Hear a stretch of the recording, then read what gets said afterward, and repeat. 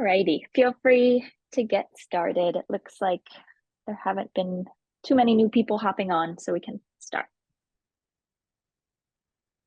Good morning, everyone. Allison and I will be presenting today. Allison just returned from an exotic trip to Europe and is not sure what time zone she's in. So she asked me to kind of lead this session. We will introduce ourselves in just a moment. But to get started, I'd like to provide an overview. And I'd like you to just take a moment and reflect on this particular prompt.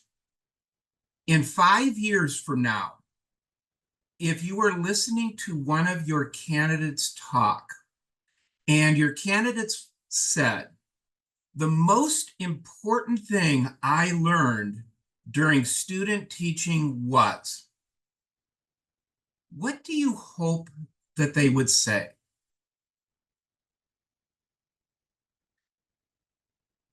My hope is that they would say, I learned how to be loved and I learned how to love.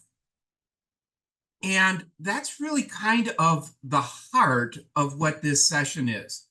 How do we help our candidates feel loved and learn how to love their students? And we're going to be looking at three things as we go through this presentation. The first thing we're going to look at is what traditional structures support and hinder our ability to help our candidates feel loved and love. The second thing we're going to look at is a different framework for a theoretical framework for coaching candidates. And then the third thing we're going to look at is how to take that framework and actually do a 180 in how we go about supporting candidates. So with that as an overview, let us briefly introduce ourselves. My name is Keith Walters. I've been in education now for over 30 years. One of my friends likes to say I'm in the decrescendo of my career. I have been working with student teaching either as a director or a supervisor for close to 15 of those 30 years. And my current responsibility is an Associate Dean of Educational Effectiveness, which means I'm responsible for making sure our programs meet all of CTC standards. And I'll let Allison now introduce herself. Hi, everyone. I'm Allison Smith. I am the Director of Clinical Practice at UMass Global. I see a lot of familiar faces, which I am excited that you all are here. And as Keith said, I am not at the top of my game right now because I just got in this morning, just past midnight. Flight delays and a few weeks in Europe, which was fabulous, but leaving me to not be or running on minimal sleep and in the wrong time zone. So Keith's going to lead today. I'll add in, as needed, but he's really leading this part. We do this research together, and sometimes he leads, sometimes I lead. I think it's going to be a good day of reflection, and it really aligns with what I was hearing in the main session, that what has happened in day one. So it really just builds on, I think, what you all talked about. So I've been in clinical practice. I was also at National University, and then prior to that at UNLV, University of Nevada, Las Vegas, also working in clinical work. This is really in something that I'm passionate about, and I enjoy that space where the theory meets reality and how we really support and foster the development of our new teachers, and they do wonderful things out to support the students and other educators. It's really an exciting moment in their development as an educator. So with that, Keith will lead us on to the next part. As we move into the next section, I'd like you to think for a moment about this paradox. We must prepare candidates who are ready to assume full classroom leadership today, while simultaneously preparing the candidates for tomorrow's uncertain and rapidly changing realities. And that paradox is something that really causes a lot of tensions in us, because sometimes we become so fixated on the here and now that we forget about the bigger picture.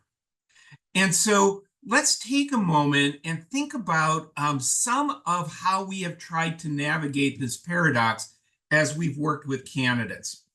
And we thought we would briefly start by sharing with you our experiences with our institutions.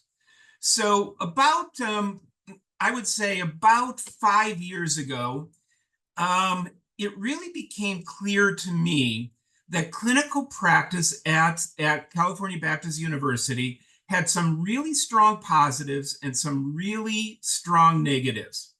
The positives were that we created a set of evaluation tools that were explicitly connected to the TPEs.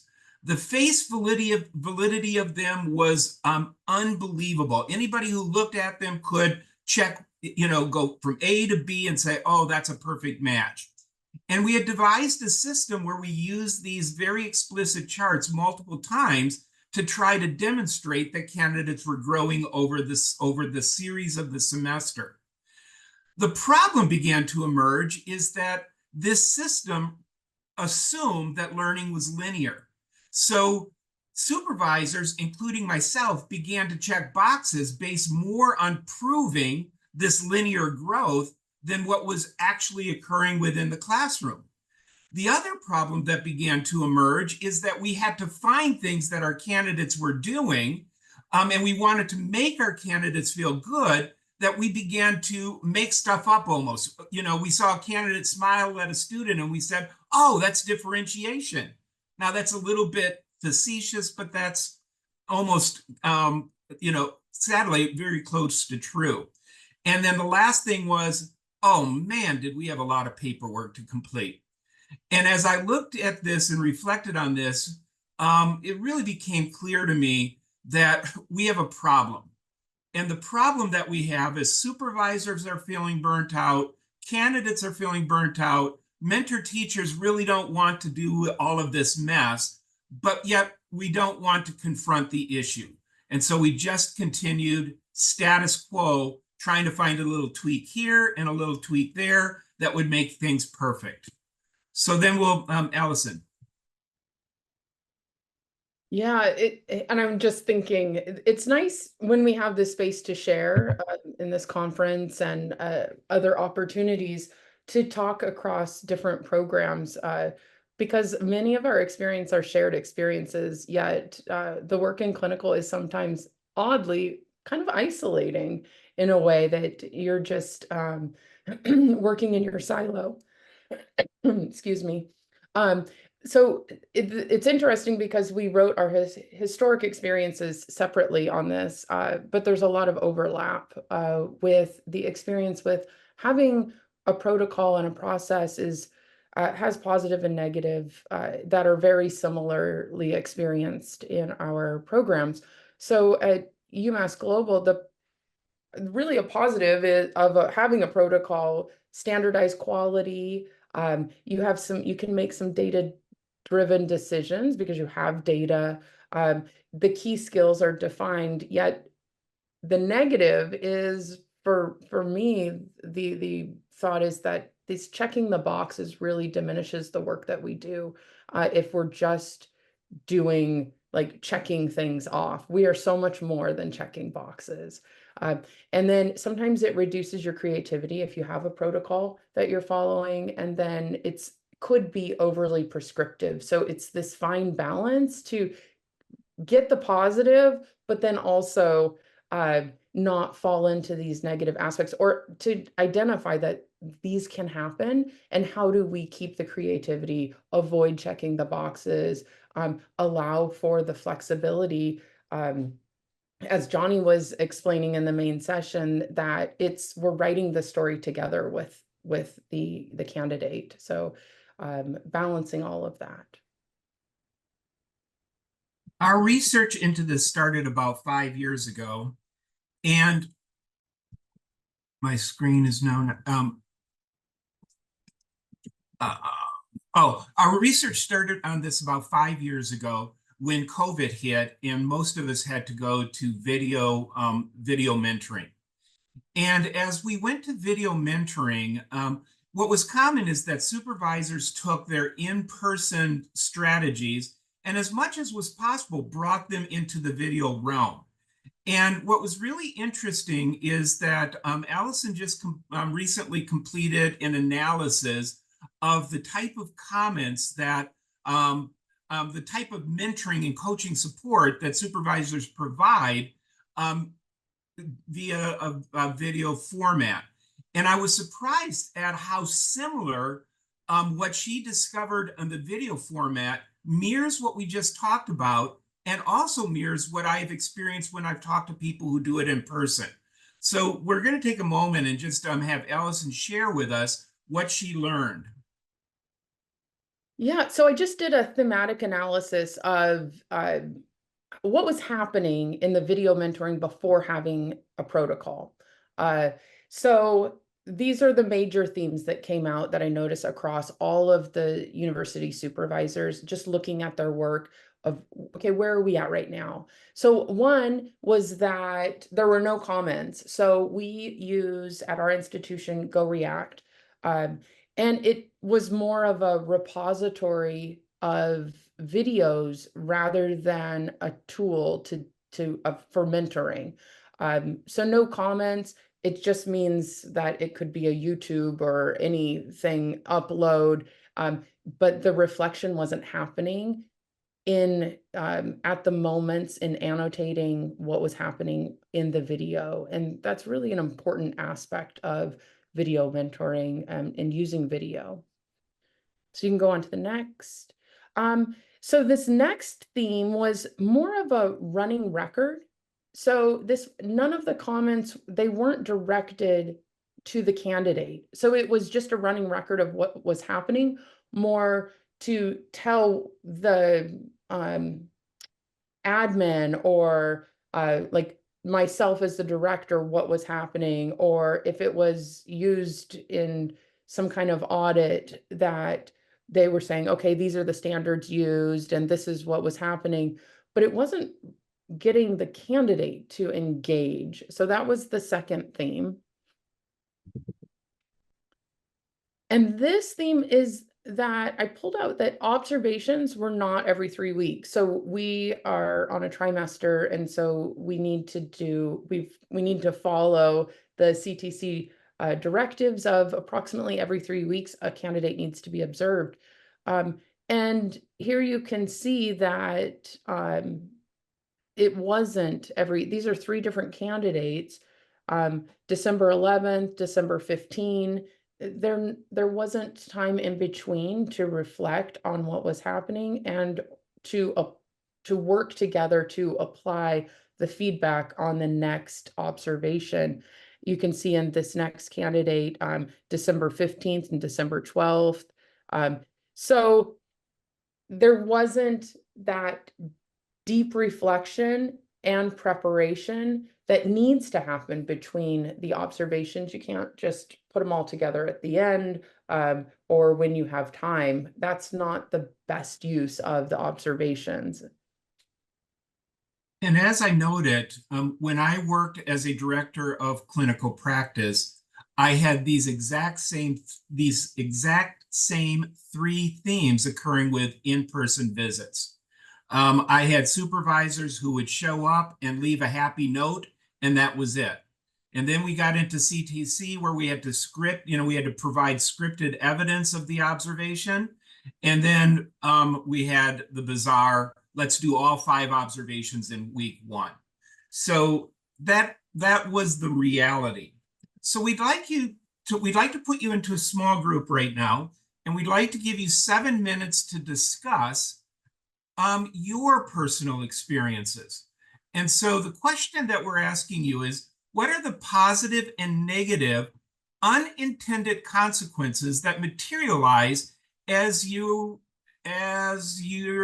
strive to adhere to program and state expectations during the mentoring of candidates. And we really want you to become vulnerable here. We know that your intentions are good. You would not be here if your intentions were not good. But sometimes structure causes our intentions to go sideways. So be vulnerable, be honest in your conversations. What are things that are happening just because of the structure? And Becca, by any chance, can you put people into groups of 4 and give them 7 minutes? Absolutely.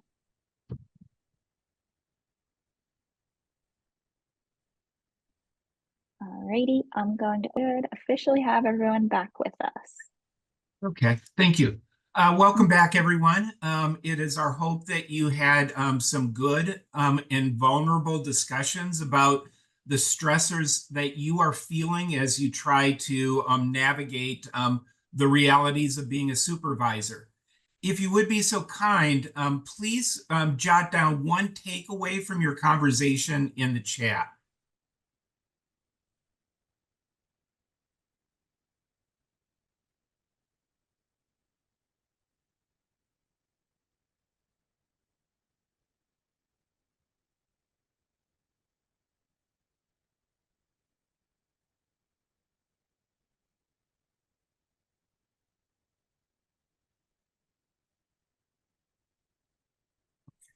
Thank you.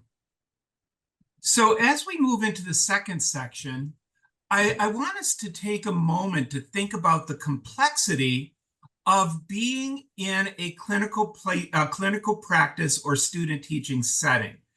And we look at the complexity through this particular quote. Providing the candidates with respectful support begins when the supervisor and mentor humbly assist the candidate in uncovering relationship between the candidate's funds of knowledge, lived experiences, social emotional competencies, and the placement's complex milieu.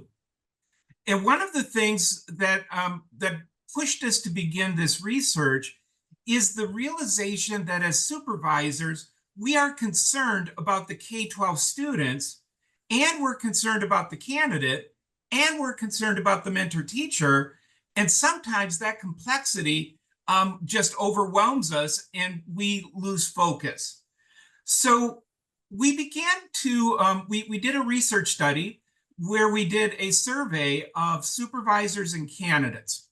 And one of the interesting things that emerged from that survey is that supervisors thought that they were having a bigger impact on helping candidates learn how to have greater instructional proficiency than the candidates believed. In other words, the supervisors had somewhat of an inflated view of their ability. We then did a handbook analysis, and what we discovered is that the programs that we reviewed tend to fixate on making sure that all of the state standards are being met. And so we took a step back and we said, what does theory tell us about the needs of the people that we're working with? And we looked at positive psychology. We looked at successful intelligence. We looked at reflective core value reflections. We looked at lesson studies. We looked at andragogy. We looked at brain research. We did this very broad breadth of research on human development. And here is a real quick overview of what we learned. The first thing that we learned is that our candidates are being emotionally hijacked. They are under so much stress during the semester that it is really amazing that they walk upright. Now, when we look at the research on emotions, and in particular, we go back and we look carefully at this concept of emotional hijacking, and I believe Sylvester was one of the leaders in this area. What we discover is that when a person is under this amount of stress, they begin to lose touch with reality. And they begin to struggle with understanding what am I causing versus what is somebody else causing. And the other thing that begins to happen when a person is emotionally hijacked is that they begin to cram their emotions in the background. And so they are feeling all of this stuff, but they are not doing anything proactively to deal with all of this stuff. And so what happens is that our candidates need a place that supports them and nurtures them and encourages them. So as we looked at this, we began to realize there is kind of a model of how we begin to look at supervision.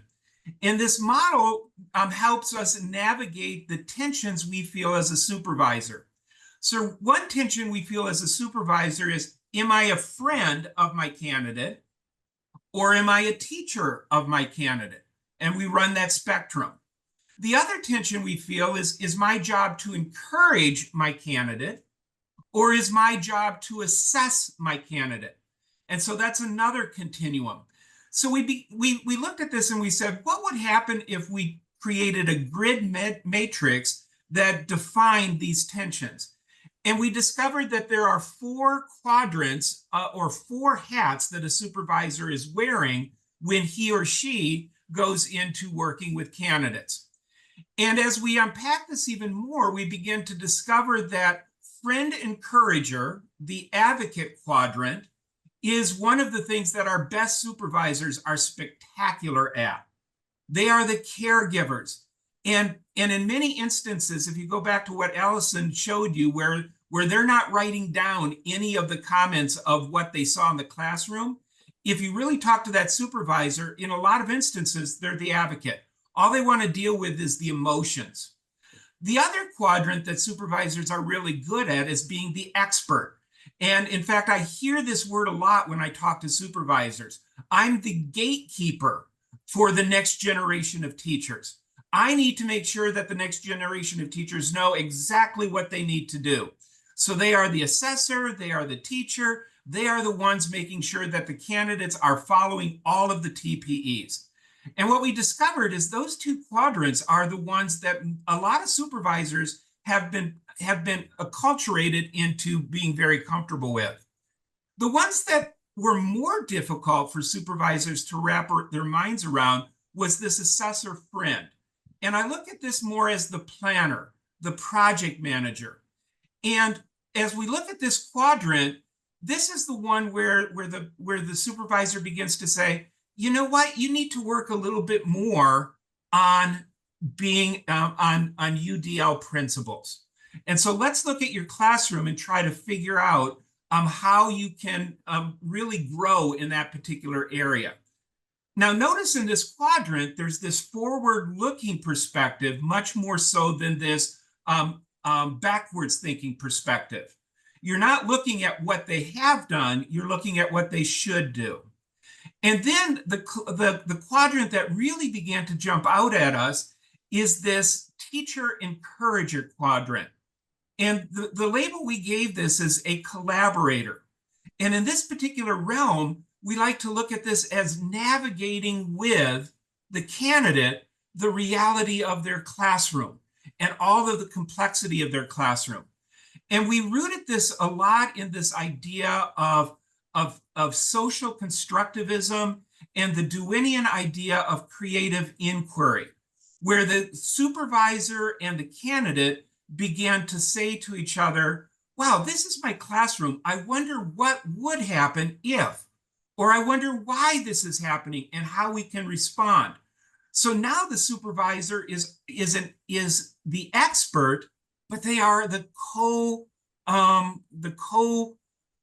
collaborator, navigator of learning, growing, and maturing. So as we began to look at this, we began to say, these are 4 hats that supervisors need space, time, and expertise to implement as they are working with candidates. So we want to put you back into your breakout groups. And in this particular case, we want you to think about this question. What might be the positive and negative unintended consequences of an integrated developmental approach, i.e. planner, expert, advocate, collaborator, to coach a candidate during clinical practices? So in this particular case, we're going to give you 5 minutes to discuss this question. What would happen if you wear all 4 hats? How would that be different? How would that be the same? What would be the good things? What would be the bad things that might happen if you do this? So Becca, if you could help us again. Yes, would you like them to be the same rooms or different?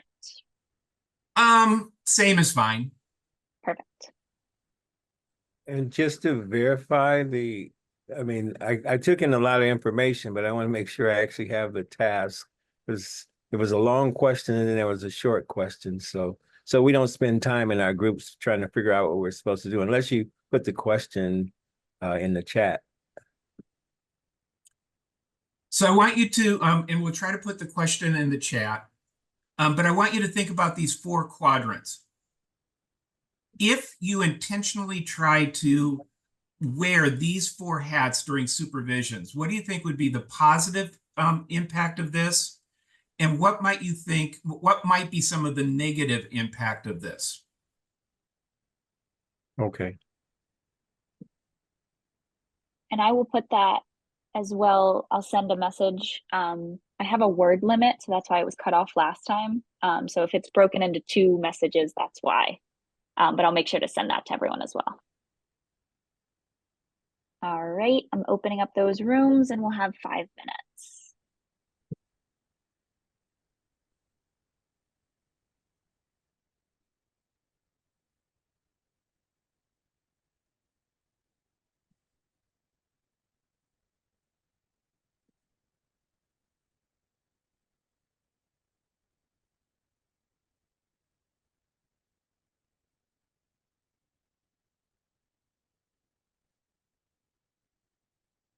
And then Keith, you want to just, so I have, think about the 4 quadrants. If you intentionally wear these 4 hats, what would be the positive and negative? And then I wanted to make sure to get your correct wording. Results, outcomes. Perfect. Becca, I did not get, which room I have to join. That's right, because you weren't in a room before. Sorry about that. I'm going to send you to room 10.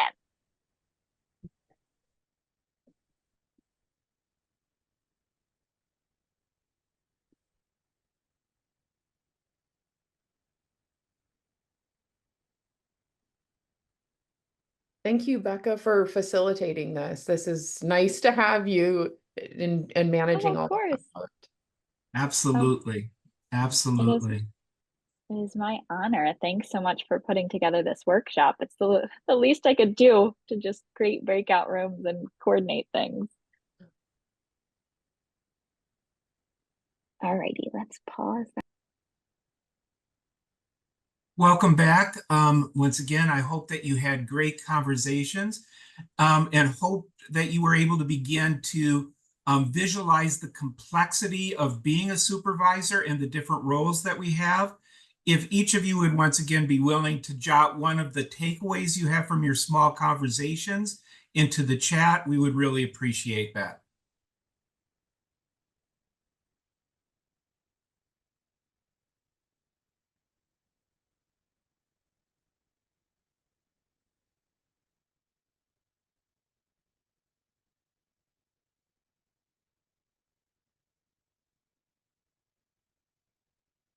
I love the phrase from Susanna, holistic approach. That's one of the big things that we're moving towards. One of the big breakthroughs in my understanding of development came when I began to interact with the work of Mark Swartz from the Mind, Brain, and Education Consortium.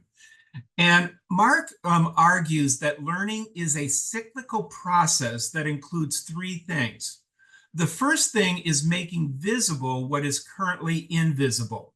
The second is then mastering the vocabulary that clarifies what is now visible. And number 3 is playfully using what is now visible to navigate daily life. And one of the things that we began to discover is that so often we were focusing on during supervision on what we perceived to be critical information that had to be dealt with immediately, that we didn't take time to become navigators or collaborators with our candidates in becoming co-learners. This idea of beginning to look at things in the classroom in a new light. And so we developed this protocol that has basically taken supervision in a 180-degree shift. Rather than supervision being something that is proactive, supervision now becomes something that is proactive.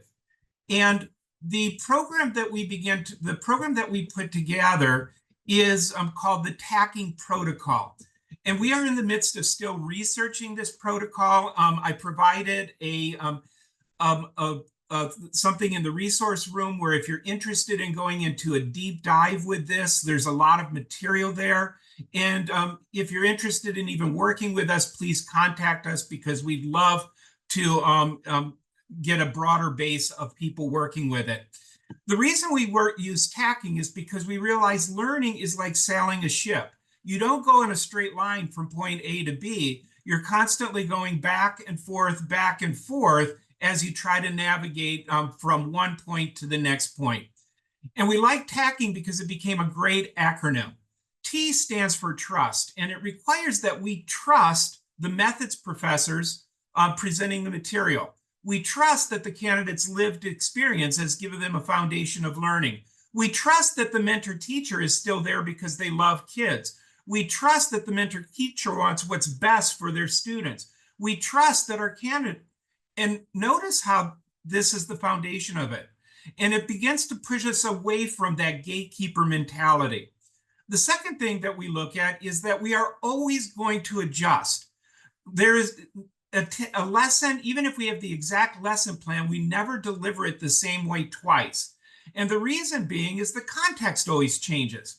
So getting candidates comfortable with the fact that what I did today is not what I'm going to do tomorrow. The mistake I make today is not the mistake I'm going to make tomorrow, but the goal is to navigate through this becomes what's really critical. So that then moves into coaching. And my job as a coach, and I want you to think about a professional sports team, is to take the candidate's strengths and mold the candidate's strengths so that they can become a remarkable team player. I'm using my expertise, but I'm using my expertise in conjunction with the expertise of the candidate. And because the candidate is now vulnerable and I'm vulnerable, the K stands for kindness. We need to realize that we are all vulnerable in this position. I need to show my vulnerability, and I need to provide space for my candidate to be vulnerable.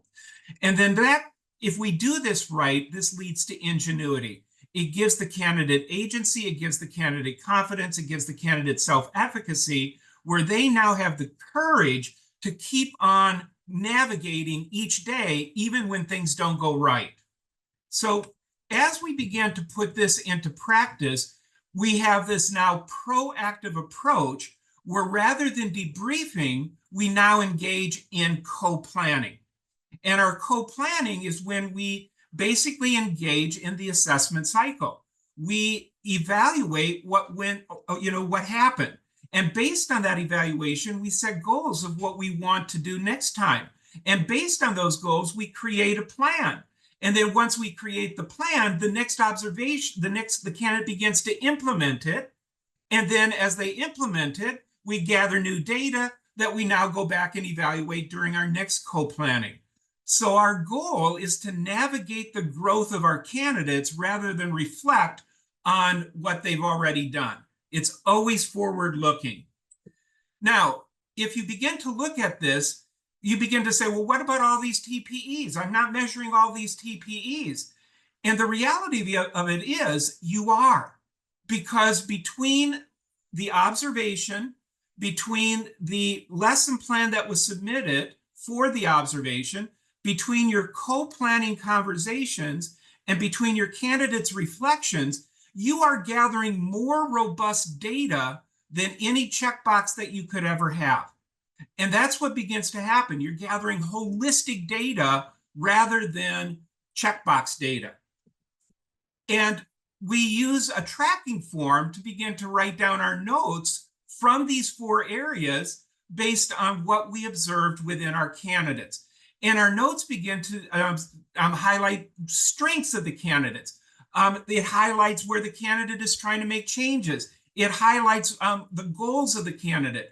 So we're beginning to record the voice of the candidate rather than our assessment of the candidate. And to make this work with CTC, we realized we have to re-envision evaluation rubrics for clinical practice. Rather than a checkbox rubric, we needed a more holistic rubric.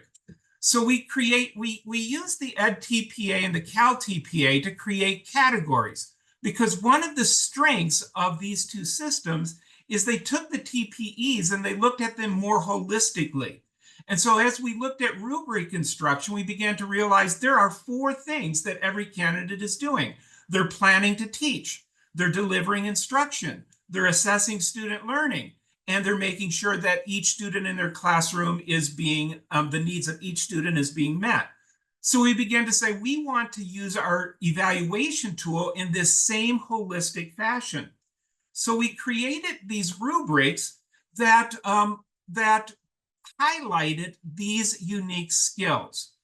And what we looked at is 90% of every candidate I had over the 20 years that I've been a supervisor has passed. So let's start off right from this standpoint that it's the exception to the rule of somebody who doesn't pass. So let's create the system for the 90% rather than the system for the 5%. So when we do this, we say that we expect everybody to be at a score level 3.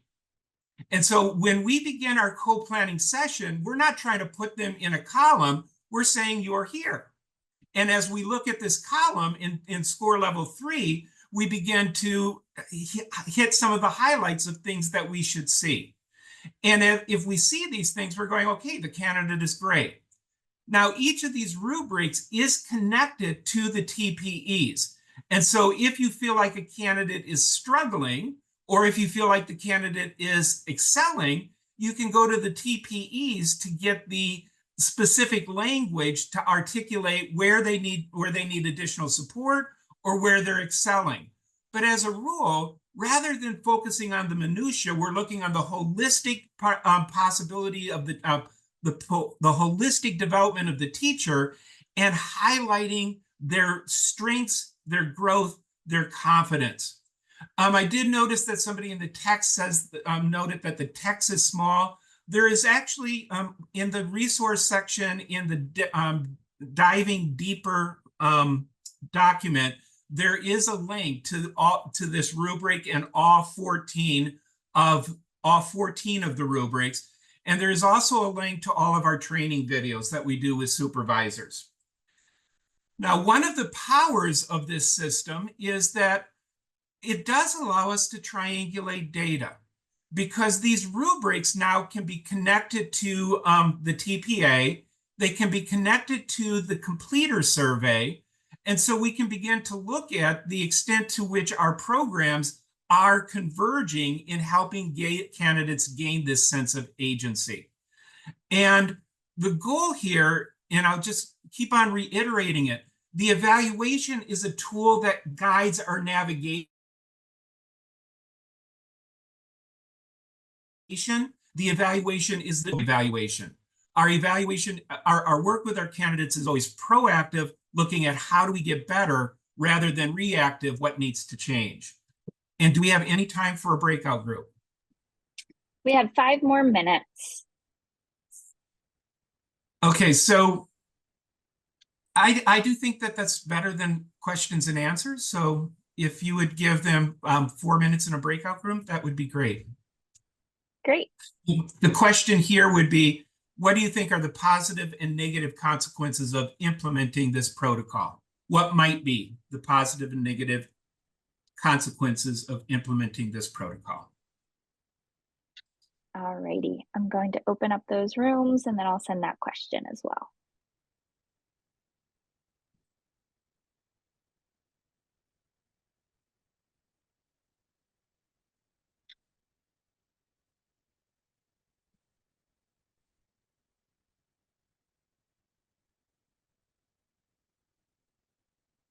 And Johnny, I can assign you to a room too. It just won't allow me to do it until everyone's on their way over. There we go. Thank you.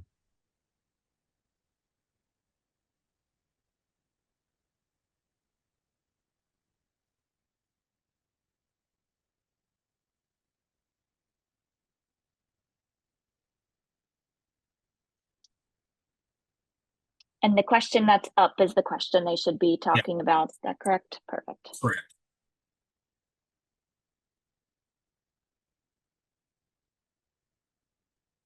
Can you believe I almost got this within the right time frame, Allison? You always push it. I don't think I would have done this last breakout room, but you're squeezing it in. Well, I'd rather have them, I mean, I didn't think there was anything else that I could really say in 5 minutes. Okay. And I always feel like the full discussion never is, it takes so long for somebody to get the courage.